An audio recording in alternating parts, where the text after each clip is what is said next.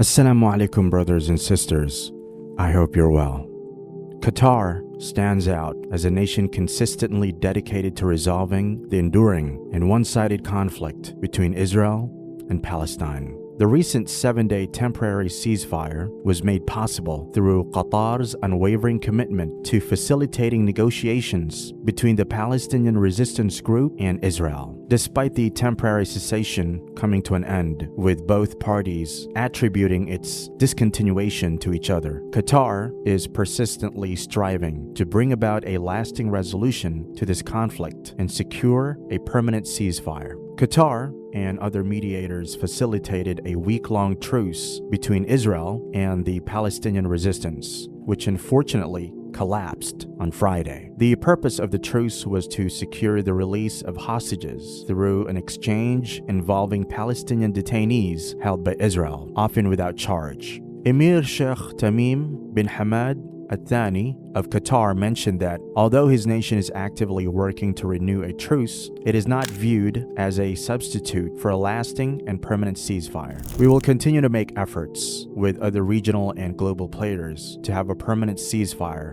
established and all the aggression against the Palestinian people come to a halt, he said. Sheikh Tamim has criticized the international community for allegedly turning away from the Palestinian people during Israel's bombardment of Gaza. Simultaneously, he has called for a lasting ceasefire in the besieged enclave.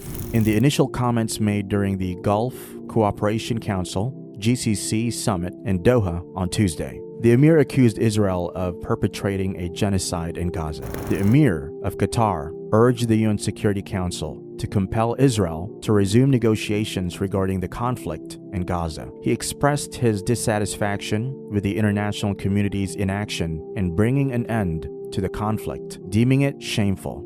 It is shameful for the international community to allow this heinous crime to continue for nearly 2 months, during which the systematic and deliberate killing of innocent civilians continues, including women and children. Why is the international community turning their back on Palestinian children and adopting dual standards? Sheikh Tamim said. The summit in Doha saw the participation of leaders from 6 Gulf nations, including Bahrain, the United Arab Emirates, UAE, Saudi Arabia, Oman, and Kuwait, along with Turkey. Addressing the summit, President Recep Tayyip Erdogan of Turkey emphasized that Israel's war crimes and its offenses against humanity in Gaza should not go without a response. He further stated that Turkey's foremost objective is to guarantee the implementation of a lasting ceasefire in Gaza and the uninterrupted delivery of humanitarian aid. The Emir of Qatar also emphasized at the summit that the key to a resolution lies in ending the occupation and addressing the Palestinian cause. The Emir called upon the United Nations Security Council, particularly its permanent members, to uphold their legal responsibilities in bringing an end to the war. He urged them to compel Israel to return to the negotiation table for a just solution. Qatar is just among those nations that were actively involved in resolving this ongoing oppression and aggression since the beginning, and is still trying to make negotiations possible between the two parties so that a permanent resolution is attained. Israel on Saturday ordered a negotiating team from its Mossad intelligence service that was in Doha to return home. This action by Israel clearly indicates that it is now not ready for any more negotiations and is adamant about continuing its ongoing onslaught on the innocent people of Gaza. We hope that the current summit held in Doha and the call to the United Nations by the Emir of Qatar and the other countries that attended the summit bore some fruit and result in the de-escalation of the current situation in Gaza. May Allah subhanahu wa ta'ala help the people of Palestine.